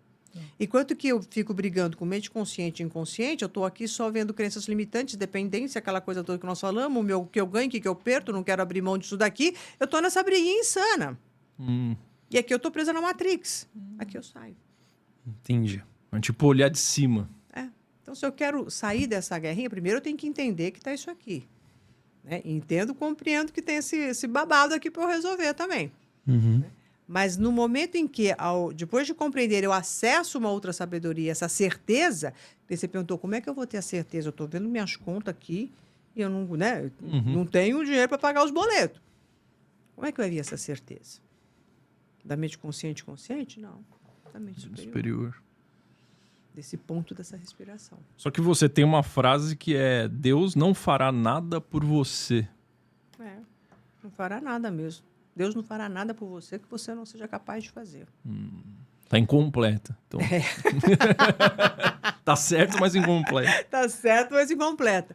É que as pessoas, quando eu falo de conexão com a fonte dessa mente superior, eu não estou dizendo de você cruzar os seus bracinhos e esperar que essas coisas aconteçam. Não. E as pessoas delegam para Deus o que não é de Deus, é da responsabilidade delas. Acho que a grande maioria das pessoas que fica rezando, fazendo promessas, e que Deus vai dar, se Deus quiser, eu falei, gente, assim, se Deus quiser, e Deus quer alguma coisa? Ela tem até uma frase, né, que fala que Deus não vai te dar nada, né? Uma frase bem profunda que você falou aqui. Exato. Deus não vai te dar nada. Né? Deus não vai te dar nada, Deus não vai te perdoar nunca. Porque para pensar que Deus vai me perdoar, eu tenho que imaginar um Deus milindrado. Como se fosse um homem de barba. Um homem né? de barba milindradinha me perdoa porque eu te feri. Não. Então, quando a gente fala que Deus não fará nada que a gente não possa fazer, é porque é de nossa responsabilidade. Nós somos parceiros dele. E ele está em nós e não fora de nós. Se eu imaginar que existe um Deus fora de mim, vai lá. Voltei para o jardim da infância até mais. Você sempre teve essa consciência de que Deus estava dentro, não fora? Ou ela veio através da dor? Ela veio... Eu sempre estive... Eu nasci numa família espírita kardecista. Né? Daí eu rompi com essa abordagem kardecista. Porque daí hoje eu me considero espiritualista e não espírita. Até mesmo porque... Então, essa conexão, essa ligação de Deus, né? Então, ela sempre esteve muito presente. E sim, teve uma vez, como que a gente, mesmo no centro espírita, o kardecismo, ele coloca também um Deus um pouco fora, um pouco dentro, questão de obsessor, energias intrusas, né? Como se a gente fosse sempre muito assediado por alguma outra coisa que não fosse a minha própria mente me assediando. É aí que foi a minha ruptura, você entende? Então, por mais que eu acredite na espiritualidade e energia, não desta forma, com ritos e com dogmas. Então, no momento que você fala assim, da onde, né? Em que momento que eu chego e falo assim, aonde que está Deus dentro de mim? Assim, em que momento que você desperta para este poder de Deus dentro de você? Como é que a gente sente isso, né? Daí eu não teria para você para dizer assim, olha, aconteceu isso, e depois naquele dia, quando eu olhei para o céu e eu vi os raios de sol entrando dentro de mim, foi aí que eu percebi. Eu não tenho esta memória ou este fato único. Mas eu digo que foram pequenas vivências de uma sincronicidade, onde eu fui percebendo uma sincronicidade, de uma sabedoria e de ideias que vinham na minha mente, tipo, vamos por aqui, vamos por ali, e estas ideias me levar, mesmo contra o bom senso, ao melhor lugar, eu falei, cara, essa força está dentro de mim. Tipo uma intuição, seria? É mais do que uma intuição, como se fosse uma voz interna. Né? Como se fosse uma intuição mesmo. Né? Porque na minha vida eu tive muitas rupturas. Eu mesmo criei essas rupturas. Essa daí foi uma que eu estou falando, né? Uma ruptura. É só que eram rupturas onde eu tinha uma certeza total de que eu tinha que deixar este caminho porque eu tinha um outro. E eu seguia neste outro. E este outro era milhões de vezes melhor do que aquele ali. Só que mesmo antes de eu saber o que era ou não, era só um sentir.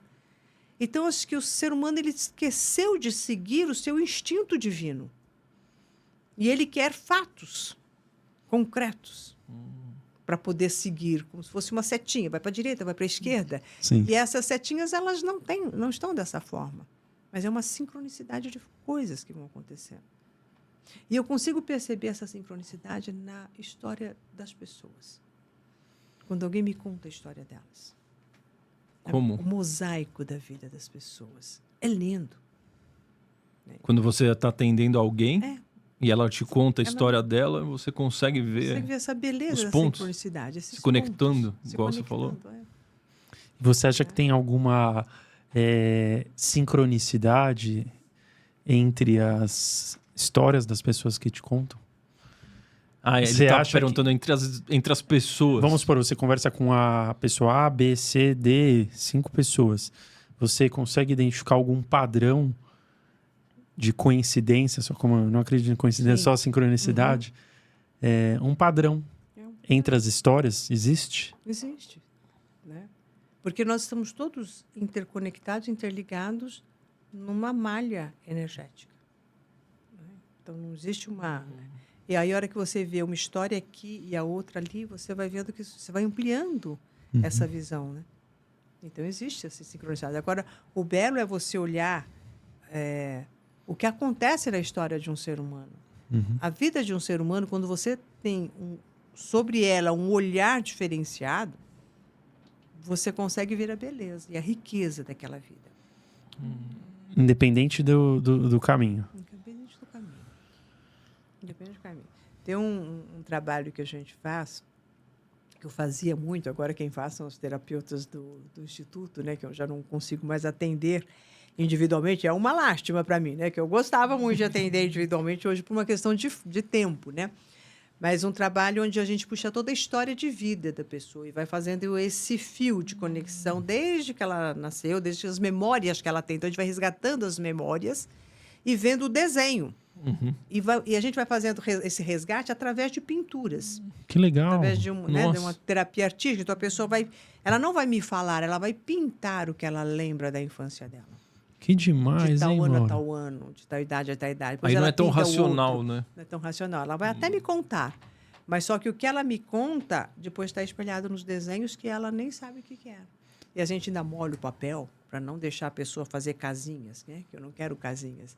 Eu quero que apareça o abstrato, né? Que é dentro desse abstrato que a gente vai olhar. E daí um desenho de cá e outro, né? Um que ela desenha com 7 anos e o que ela está desenhando agora, no espelhamento, né? Porque as nossas idades elas se espelham, né? Dos setênios, acontece que você consegue ver este mosaico. E a beleza e essa riqueza. Você consegue aprofundar nesse termo de que as idades se espelham? Sim, é um espelhamento. Tem assim, de 0 a 7, a cada 7 anos, né? Então, de 0 a 7, 7 a 14, 14 a 21. De 14 a 21, ao espelhamento aqui da adolescência. De 21 a 28. 28 a 35, espelha 7 a 14. 35 a 42, espelha 0 a 7. Daí você vem aqui para 42, 49, espelha aqui a adolescência. Por isso que a gente fala que a pessoa com 42 anos está vivendo a segunda adolescência. Tem isso? Tem isso. As mulheres de 40 anos são as próprias adolescentes. Só que elas esperam que elas sejam adolescentes maduras, mas tem outras que continuam imaturas. Então, o que elas aconteceu? Ficam adolescentes em que sentido? Elas estão revivendo o mesmo impulso da adolescência.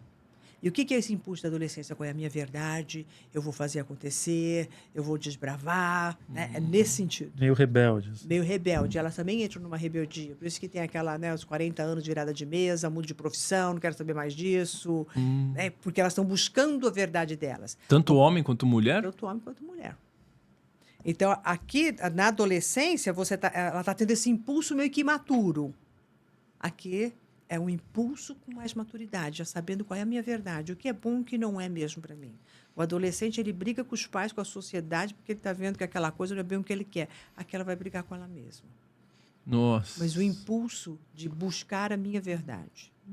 Entendi. Então, esses anos, eles são espelhados. Esses setênios, como você falou. Setênios, que a gente chama. Setênios. Então, na hora que eu peço para a pessoa pintar, pinta aqui da sua adolescência, e pinta agora aqui que você está vivendo, né? É o mesmo. E eu falo para ela me pintar aqui depois de 3, 4 sessões, 3 semanas para frente, não no mesmo dia. Pinta aqui, Caramba. depois pinta aqui. As mesmas cores, a mesma cor. Eu falo assim, olha aqui. Ó. Então, na hora que você vê que essa pintura está exatamente igual a essa, a gente fala assim, não houve transformação. Você está só repetindo. Sua mente inconsciente, o que você viveu, você está repetindo. Não houve maturidade. O destino lá. O destino. Então, o que era aqui, chamado daqui, que você precisa desenvolver aqui, que você não está desenvolvendo. E se você não desenvolver aqui, quando acontecer tal outra idade, você vai reviver a mesma coisa. Você quer? Então, de 7 em 7 anos, você vai ver outro espelhamento aqui. Você vai daqui, daí é a hora que a gente consegue fazer um prognóstico. Se você não consertar isso aqui, quando você tiver os seus 60, você vai estar encarando o mesmo bicho. O mesmo problema. O mesmo problema. Nossa, que incrível. Nunca tinha ouvido falar isso, né, Rosa? E como que eu posso ter certeza de que eu enfrentei aquele problema e superei? Por exemplo, se eu olhar dos meus 14 aos 21, como eu tenho certeza que eu superei os problemas que eu estava enfrentando ali? Quando você age de forma diferente. Então, vamos supor que, sabe, dos 14 aos 21, a pessoa, sei lá, os pais se separam, por exemplo, na adolescência, e esse adolescente, então, ele se rebela e fica a favor de um e contra o outro. Também assim, sou a favor da minha mãe, vou contra o meu pai, porque ele foi um bandido, não sei o quê, e ele faz um corte ali. Sim. Certo? Então, ele teve essa instinto. coisa. Daí chega aqui, com seus 40 anos, também por algum motivo, ela vai se separar, vamos supor que ele se separa, ou de uma sociedade, ou de um casamento que ele está, e também ele vai ficar tendendo a ficar de um lado ou do outro. Então, ele está repetindo o mesmo padrão. Por que você tem que tender a ficar de um lado ou do outro? O que você não compreendeu aqui do seu pai e da sua mãe? O que você precisa compreender aqui? Então, ele revive de novo uma situação muito semelhante ali e tem a mesma ação que ele teve ali. Então, diante de uma ruptura, eu tenho que ter um lado. E tem que ficar dizendo, ele está certo, aquele está errado. Por que você está nessa posição? Então, você está reagindo da mesma forma, você não está tendo uma ação. O que você precisava aprender lá, o que você precisa aprender aqui. Qual é a pérola preciosa lá, qual a pérola preciosa aqui. Daí a pessoa sabe exatamente o que ela tem que fazer de diferente. E se você não resolve esse abacaxi, quando você chegar ali, você vai encontrar alguma outra ruptura onde você vai ficar se sentindo. Daí vem sentimento de injustiça, de sacanagem. Os mesmos sentimentos que ele possa ter tido com o pai dele, por exemplo. Meu pai sacaneou minha mãe, foi injustiça, não é? Está tendo aqui, ó. Alguém vai sacanear ele? Alguém vai ter a mesma coisa. Pode ser a esposa, o marido. Qualquer relação que se queira. Entendeu? Então, não é que se repete exatamente igual, mas é um cenário semelhante onde a reação da pessoa é a mesma. E enquanto ela está na reação, ela não está na ação consciente e equilibrada. Então, reagindo é mente inconsciente que está no piloto automático reagindo. Quando eu tomo uma ação consciente pautada em uma sabedoria e uma ampliação maior. Ou seja, por isso que a gente não pode ficar pegado a quem a gente é, como se fosse algo fixo. Porque se eu falar assim, eu era assim quando eu tinha 25 anos, hoje eu não sou mais. E às vezes as pessoas veem isso como uma coisa negativa. Mudar é necessário, não é que é bom. É como se fosse... O maior elogio que você pode dar para alguém. Nossa, cara, como você mudou, você é mais o mesmo. Depois de 20 anos. Graças a Deus. Depois de 20 anos, eu falo, nossa, você é igualzinho, você não mudou nada. Só se for esteticamente, a gente até aceita. Mas o contrário, o que é isso? Tem que mudar mesmo. Fica tranquilo. Isso é amadurecer, isso é bom, né? você. É bom, Se Rosa. amadurecer, não tem como. Se você não mudou, então o que adiantou viver? Caraca. Pra que viver se você fosse ficar sempre igual? E tem gente que não, eu sou a mesma pessoa, eu sou igual, assim. Como se isso fosse uma prova de confiança, de confiabilidade. pode confiar em mim que eu não mudo. Eu falei, tá louco, agora que eu não confio mesmo. Né? Exato. Quer dizer, lógico, você pode não mudar numa tratativa. Uma coisa é, Na honestidade. tratamos com você tal coisa, é uma tratativa. Agora, você não, né, não mudar... Por isso que as pessoas não amadurecem. Tem, sei lá, um homem de 50 anos que é mais imaturo do que um cara de 20. Sim. Ele ainda tá preso a uma identidade que ele tinha quando ele tinha 17. Exatamente. Como se aquilo fosse Nossa. seu bom, né? Seu bom, honesto, leal, né? Confiável, essas coisas. De novo, outros paradigmas, né, que a gente vai criando aí. No começo, Maura, você falou sobre que a gente deve perguntar menos porquês e mais praquês. Na sua experiência de vida e experiência de consultora, as pessoas que você atende, as pessoas que você ensina, quais são os maiores porquês que as pessoas se fazem? E, na sua visão, quais seriam os maiores praquês que as pessoas deveriam perguntar? Quando a gente faz a pergunta por quê, eu estou buscando uma explicação.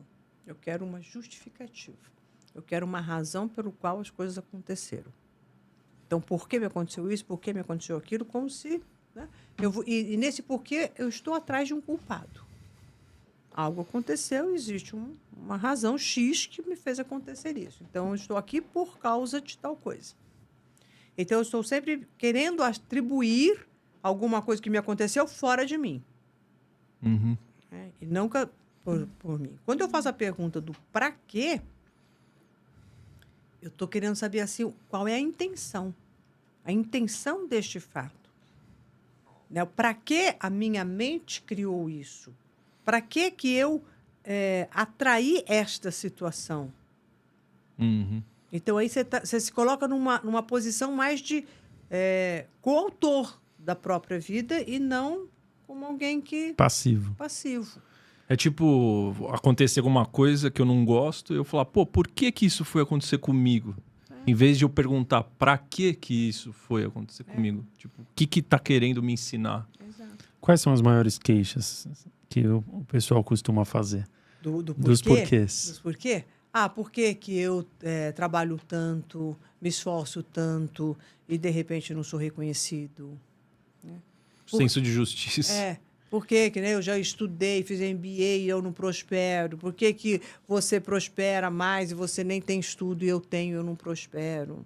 Caramba. Entendeu? Então, quer dizer, eu fiz um monte de coisas, não estou sendo... Quer dizer, então, quem é o culpado nisso tudo? Então, é QI, é quem indica?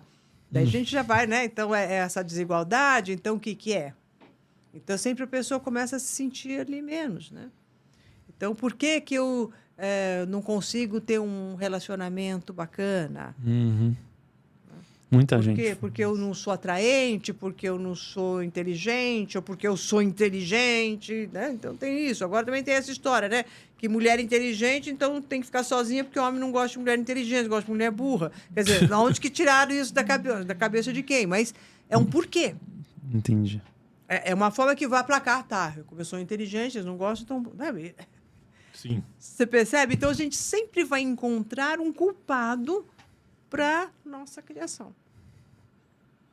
E tem algum caso de que alguém chegou com esses tipos de porquês que você poderia contar? Como você tratou e se ele conseguiu superar isso? E entender os paraquês? Eu imagino que, por exemplo, no caso que você deu ali, pô, eu fiz MBA, eu fiz isso, aquele outro, e eu sou menos bem-sucedido do que, sei lá, um influenciador. As pessoas sentem esse senso de injustiça. Talvez uma pessoa dessa tá com isso tão enraizado dentro dela que deve ser difícil de superar. É difícil, porque se ela ficar nessa ladainha do porquê. Quando, na realidade, a única resposta a tudo isso é o que o outro fez é que ele está numa frequência, né? Ele tem outros pensamentos, outros sentimentos, outra frequência vibracional que ele acessa aquela promoção que você não acessa. Né? Então, a pessoa que vou fazer, de novo, estou na falta, estou no desejo, né? Então, se eu desejo, estou na falta, então eu tenho que fazer para ter, então eu já não tenho. O outro não faz nada porque ele já acha que ele tem e ele vai e consegue. Então, quando você fala assim, por quê? Por quê? Se você quer a explicação do porquê, porque você está nessa frequência. Daí você fala, então, como é que você trata essa pessoa? Primeiro, ela percebendo exatamente, ó, você está olhando para o do lado, você está achando que é sorte do camarada, o que é isso. Não, é só uma questão da frequência dele. Ele está numa frequência que você está na outra. Então, vamos começar a trabalhar aqui a sua frequência. E o que mais eu tenho são casos de pessoas que estavam justamente em falência, não podendo, né, não conseguindo as coisas, ou com uma doença muito séria, e que ao mudar essa frequência, mudar essa visão, elas se curam, prosperam. Então, é muito rápida essa mudança. Muito rápida. É mais difícil. rápido? É rápido. Porque nós estamos falando de energia, vibração e frequência assim, ó. Nós estamos falando de você mudar o seu sentimento, a sua coisa rápida. Você não precisa vasculhar. Não tem a sua variável mente. tempo no meio. Não. Quando você acessa de maneira correta. Não tem essa variável, o tempo do todo e do uno. Ele já está aqui no agora, não está agora? Então já Sim. está aqui agora. A hora que eu acesso essa fonte que já está no agora, é rápido. Como você faz para eles verem isso? Eu entendi essa parte de, pô, você mostra primeiro para ele que o cara tá com um resultado melhor porque ele tá acessando uma frequência mais alta. Aí, se o paciente ele acredita no que você está falando, ele já assimilou essa parte. Mas aí, como ele aumenta a frequência dele? Como que ele chega nesse ponto? Então, dentro da EPRA, como é que a gente vai trabalhar? Você está falando dos nossos alunos. Isso. Né? Os nossos alunos dentro da Academia da Mente. Exatamente. Então, em primeiro lugar, quando a pessoa entra dentro da Academia da Mente, a primeira coisa que ela faz, ela entra dentro de um campo, que seria uma egrégora, de todos os milhares de acadêmicos, né, que já passaram por ali e que cria um campo morfogenético de vitórias e de conquistas, de altíssima vibração. Então, um dos maiores relatos que a gente tem é a pessoa entrou e eu coloco ela dentro deste campo vibracional através de um áudio que eu vou ali conduzindo e coisa e tal, e eles falam, nossa, só de entrar neste campo, me arrepio, choro, me emociono, já começam as coisas a acontecerem. Ela não ouviu nenhuma aula, ela não fez nenhuma técnica, eu só tirei ela de uma vibração pesada que ela estava e coloquei ela num outro estado de outro campo vibracional, energeticamente, pura energia. Só isso daqui já é um choque de pá, que já tira ela, como se fosse assim, já te arranco dessa matrix. Daí depois eu vou explicar, ela vai entender todo o funcionamento da mente.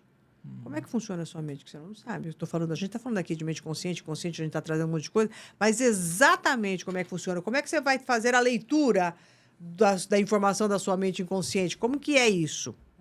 Como é que funciona o universo? Quais são os princípios universais? Se nós estamos aqui mergulhados no universo, eu preciso saber como é que eu funciono, como é que funciona o carro, como é que funcionam as leis do trânsito. Sim.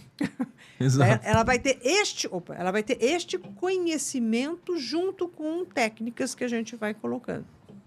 Daí, de que maneira que eu corto isso? Então, ela vai para uma outra fase.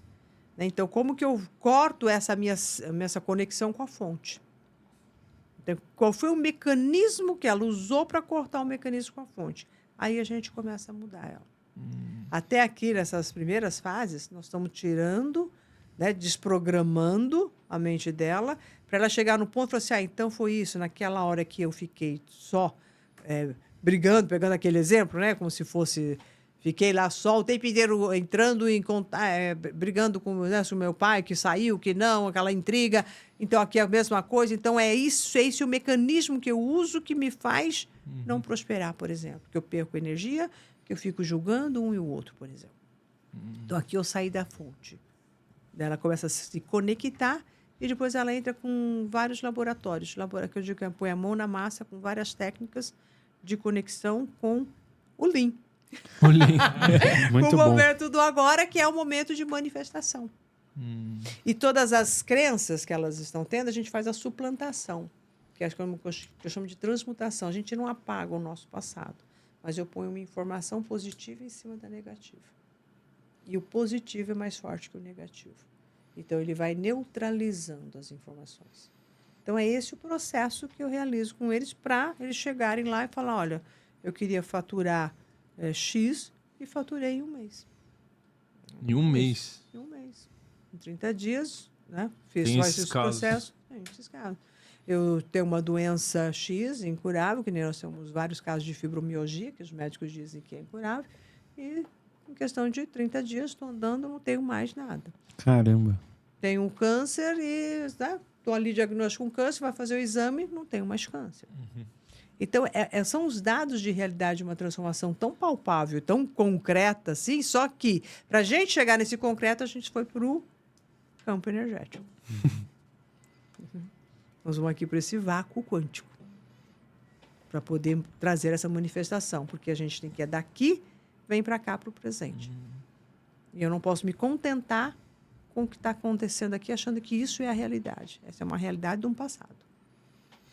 E de todos esses aprendizados incríveis que você está passando aqui para a gente, se você pudesse sentar nessa mesma mesa e conversar com a Maura de 20 anos de idade e poder passar um aprendizado que você acha que seria incrível para a vida dela naquele momento, que aprendizado que seria? Gente, que pergunta interessante. Eu nunca me fiz essa pergunta. Sempre fala assim, gente, né, a gente sempre fala assim, não, se eu soubesse de tudo isso lá atrás, não tinha dado tanta cabeçada, né? Não tinha feito tantas, né? Seria mais simples chegar, né, onde está hoje. Acho que a frase que eu diria é: Um aprendizado. seu presente não define quem você é. Nossa, muito bom. Então, não se iluda, né? Não se descabele pelo que você está fazendo, porque ele não define nada de você. Porque quando a gente está em depressão, a gente se vê daquele jeito e fala, pô, eu sou essa pessoa. Isso Eu sou ansioso, eu sou depressivo, eu sou falido, eu sou... Não né? basta. Seu presente, a sua realidade, o que você chama de realidade, não te define. E se você pudesse conversar com qualquer grande ser humano que já existiu em qualquer época da história, com quem você sentaria para ter uma conversa igual a gente está tendo hoje, nós três aqui? Imagina você ter uma conversa com a Maura de 20 anos e com uma pessoa. Quem seria essa pessoa? Qual seria o... né? Qualquer pessoa. Que você pudesse fazer algumas perguntas e aprender. Conversaria com Jung. É isso que você está falando? É isso mesmo. Conversaria com Jung.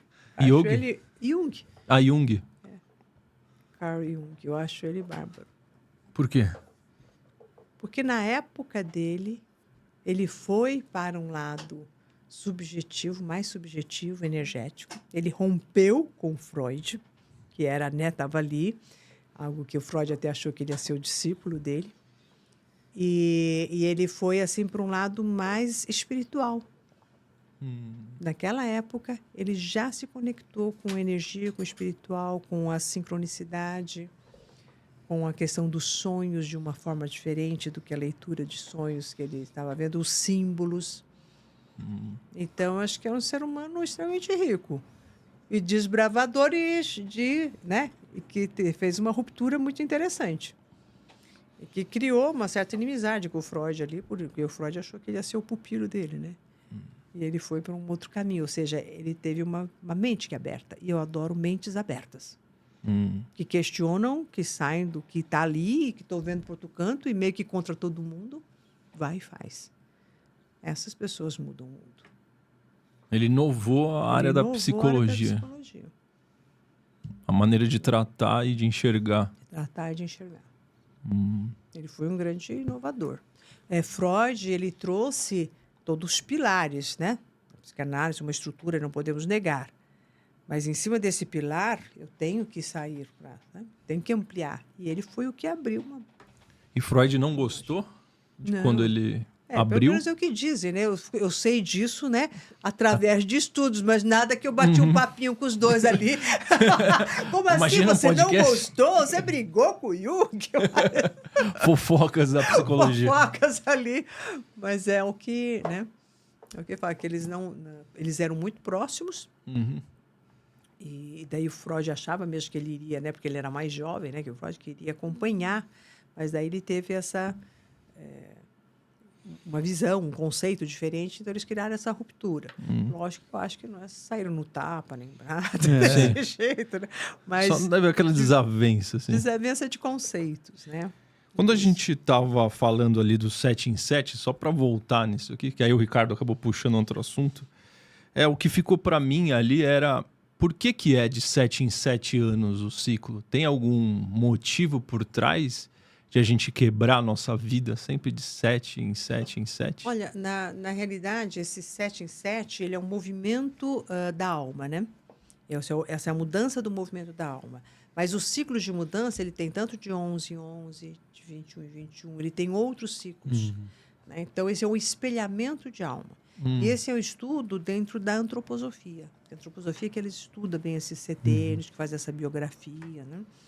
Então, não é que é assim, por que tem que ser de 7 em 7? 7 em 7 seria este movimento de alma. Se você faz um outro de 21 anos, né, que é até a hora que você desce, né, até os 21, é a hora que eles dizem que é o seu ponto máximo de encarnação. Então, antes de 21, ninguém está totalmente encarnado. Caramba, Aí sério? você pega um gurizinho de 16, 15 anos se achando, já fala assim, você ainda não nasceu inteiro. Falta ali. Sim.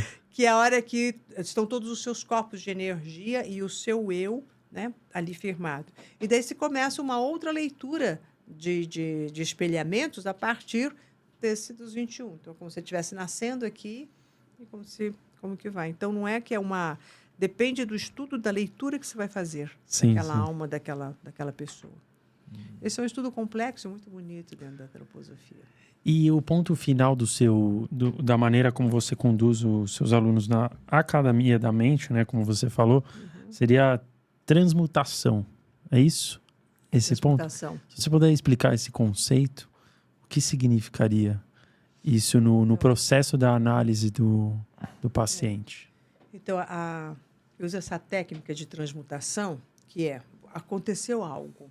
Né? Então, se aconteceu alguma coisa que está na sua mente inconsciente e que a gente vai puxar quando você diz eu quero tal coisa, e daí você fala, eu não estou conseguindo aquilo. Por que eu não estou conseguindo? Porque existe um bloqueio. Então, a gente vai atrás desse bloqueio. Eu digo que é um ato cirúrgico pontual, onde nós não vamos abrir o seu coração por inteiro, mas só consertar um negocinho. Então, como é que a gente vai nesse ato cirúrgico? Então, no momento em que você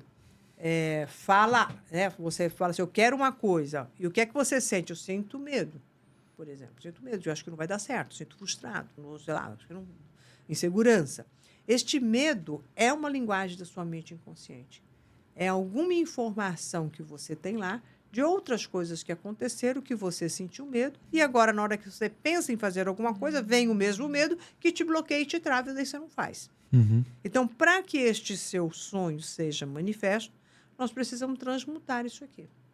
Então, a hora que a gente faz uma técnica de retorno àquela informação, né, daquele medo, a primeira vez que essa pessoa sentiu aquele medo, e vamos ver o que era que ele precisava aprender, a tal pérola. Qual é o aprendizado que você pode deixar com que essa emoção vá embora e você fique apenas com o bom disso.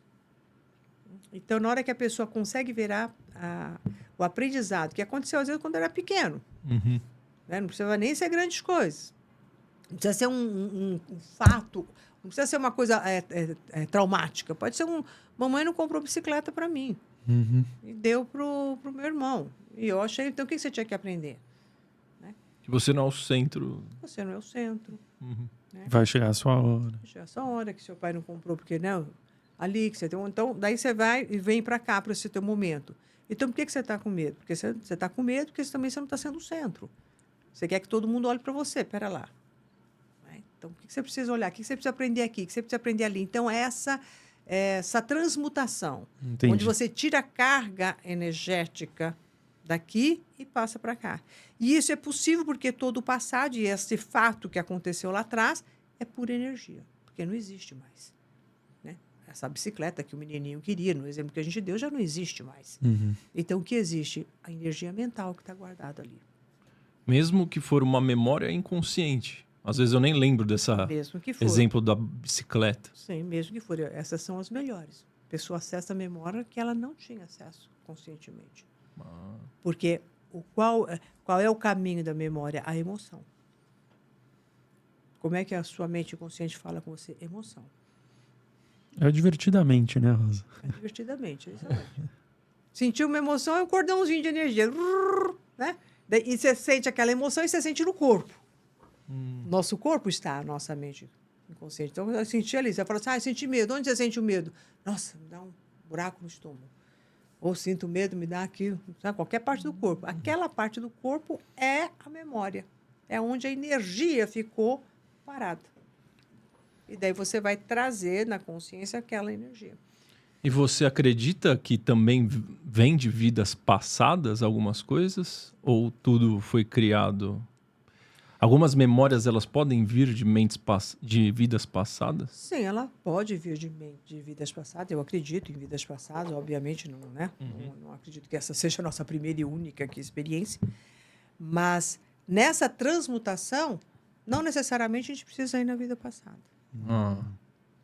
Para isso aqui, porque se a memória está aqui, o mesmo medo em relação aqui à bicicleta, né, que eu tenho, que eu quero ser o centro, se a gente puxar a história desse cidadão para outra existência, é a mesma coisa. Vida passada só muda o cenário, mas a ação e a reação que a pessoa teve é a mesma. Nada muda. A gente Continua se repetindo. mesma coisa, só muda a vestimenta, A bermuda. o cenário, a Tudo bermuda. muda. Só Mas muda o avatar, né? Mas é a mesma coisa. Então, você pode até ir também numa vida passada, mas vai cair na mesma coisa. Para que ela precisa aprender lá e aqui. Às vezes é mais fácil ir para uma vida passada, porque parece que fica mais distante. Então, a pessoa consegue se ver. Ah, mas foi numa vida passada. Eu falei, neguinho, você é o mesmo, viu? Então, mas Brinca não. o problema disso é depois a pessoa dar a culpa daquela crença limitante na vida dela. Ah, eu sou assim porque eu fui uma freira. Ao invés de olhar e falar, não, eu sou assim porque eu sou assim e também fui uma freira. Muitas vezes o pessoal que investiga vidas passadas fala assim, você tem esse comportamento porque você foi uma freira lá na década de tanto, então por isso você não consegue arranjar namorado, porque você ainda tá freira, né? Ou então, você é muito raivoso hoje em dia porque você lutou a guerra lá, você era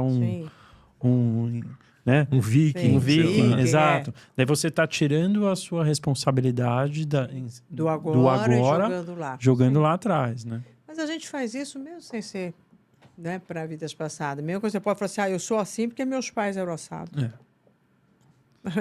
Esse jogar, você pode só jogar para a infância, como você pode jogar para a vida passada, como você pode jogar para qualquer outra coisa. Então, a hora que eu escuto isso, eu fiz assim... É o terceirizar a culpa, né? Ou tá na vida passada, ou tá no pai. Ou tá no outro. Então, se a pessoa... Mas acontece isso mesmo, né? Então, a hora que você vai para a vida passada, você só está dando mais possibilidades de ela poder jogar o pacotinho dela. Em algum lugar. Né? Muito bom. E isso tudo é o despertar, viu, galera? Isso mesmo. 4 a 7 de agosto teremos aí uma aula, né? Isso. Você vai ministrar da Academia da Mente, certo? A gente deixa o convite aí pro pessoal, certo? Gostou de estar aqui com a gente? Tenho só uma última pergunta. Vai lá, manda bala, Rosa. É uma coisa que sempre me chama atenção. Todas as vezes que eu ouço pessoas que falam sobre lei da atração, cocriação, elas sempre falam do poder da escrita. Eu até hoje não entendi por que a escrita é tão importante, como se fosse uma ferramenta para ajudar a eu criar a realidade que eu quero. Você consegue explicar por que a escrita... Quando você escreve, né, você tá materializando de uma certa forma. Tanto é que hoje é uma lástima que as pessoas não escrevam mais. Elas estão o tempo inteiro digitando. Só que quando você digita, o teu cérebro não registra aquilo. Então, a absorção da informação, ela está se perdendo. Muito bom. Então, mesmo nas escolas, que o pessoal não leva mais caderno. Sério? É tudo computadorzinho ali, que no eles já vão iPad. escrevendo no iPad. Caramba, que absurdo. Não há uma retenção. Então, a escrita, ela tem até mesmo a grafologia, o estudo da grafologia, que vai perceber até como é que você escreve o A, o U, o R, e que faz a sua leitura da sua personalidade. Eu não entendo muito disso, eu só sei que uma pessoa uma vez fez, né? Falou para eu escrever lá um textinho. Eu falei, incrível, como é que a pessoa falou tanta coisa de mim só pela maneira com que eu escrevo? Caramba! Né? Então, eu acho isso uma ciência interessante. Ou seja, a escrita ela é uma forma de materialização. Se eu quero absorver e eu só estudo escrevendo. Se eu só ler, eu não fixo. Eu tenho que escrever nem que seja alguns tópicos. Antigamente era assim na escola, né, Rosa? Por isso que ter diário é importante. o diário já entra numa outra questão, né? Tem coisas É que outro a gente patamar. a gente não quer esquecer as coisas, tem coisa que é bom você não escrever, né? Tipo, o diário é um patamar acima, Mas assim, já. mas é uma coisa. É a faculdade já. É. Então, a escrita é que a sua mente, né, o seu cérebro e o movimento da sua mão, ele cria uma ordem, uma forma. E essa forma tem mais facilidade para se manifestar do Entendi. que simplesmente ficar, né, ali falando. Porque eu tenho muitas vezes, quando eu leio de ler livro, eu gosto muito de riscar, né? Tem Sim. gente Grifar, né? grifar, né? E às vezes escrevo do ladinho. E às vezes, na hora que eu quero lembrar alguma coisa, eu lembro que estava mais ou menos no meio do livro, aqui embaixo, e que eu escrevi, e eu vou lá fuçar aqueles livros, e tá ali aquele grifo não sei quanto tempo. Então, é uma memória fotográfica. Total. É essa memória fotográfica, e a gente tem essa lentezinha aqui dentro. Você acredita que a minha agenda ela é manual? Todo mundo usa o celular como agenda, eu tenho aquela agendona lá.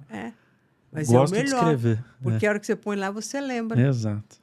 Olha, sabe que eu estou esquecendo meus compromissos, porque eu comecei a usar a digital. óbvio. Olha lá. Eu estou aqui falando e eu mesmo estou fazendo, não estou fazendo o que eu estou falando, tá vendo? Ó, você tá ensinando a mal. Ô, hein?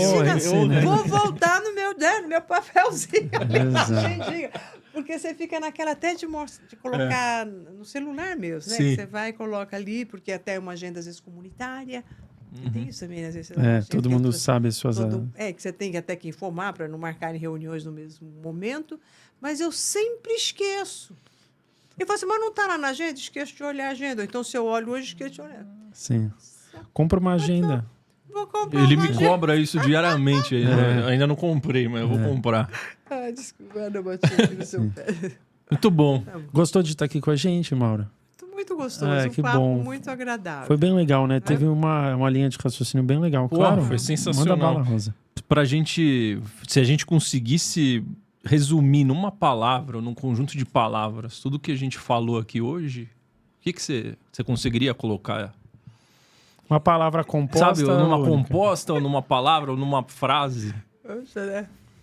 O que eu falaria? Eu falaria assim, sua mente cria a sua realidade. Boa. Use a Boa. mente que você tem.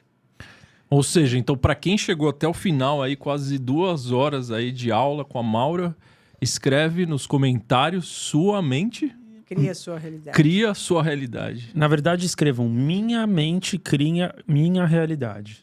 Beleza? Boa. Isso aí, Fechou? pessoal, verdade. Então vocês Agora. escrevam aí de onde vocês estão assistindo nós do Lean Podcast aqui com a Maura e escrevam: minha mente cria a minha própria realidade. Isso aí, ou minha realidade, né? Espero que vocês tenham gostado. Do dia 4 ao dia 7 vai ter uma aula ao vivo aí do Despertar, o projeto da Maura, da Academia da Mente. Quiser falar a respeito, fica à vontade. O despertar? Vai ter o Despertar, né? Vai ter despertar. São 4 aulas gratuitas de online. A pessoa só precisa se inscrever para receber o link da aula. Show de bola. Isso. Então aqui na descrição tem as Vai formas tá de aí. vocês conhecerem aí o trabalho da Maura. Espero que vocês E tenham por gostado. último, não menos importante, dá um like, se inscreve no canal aqui embaixo, porque daí, pô, vocês recebem mais os nossos conteúdos, também ajuda a espalhar essa mensagem para todo o Brasil, né? Exatamente, a gente sempre fala o seguinte: se esse conteúdo te impactou de uma maneira positiva, imagina que legal se você pudesse presentear alguém que você ama. Então envie, encaminhe e inscreva-se no link.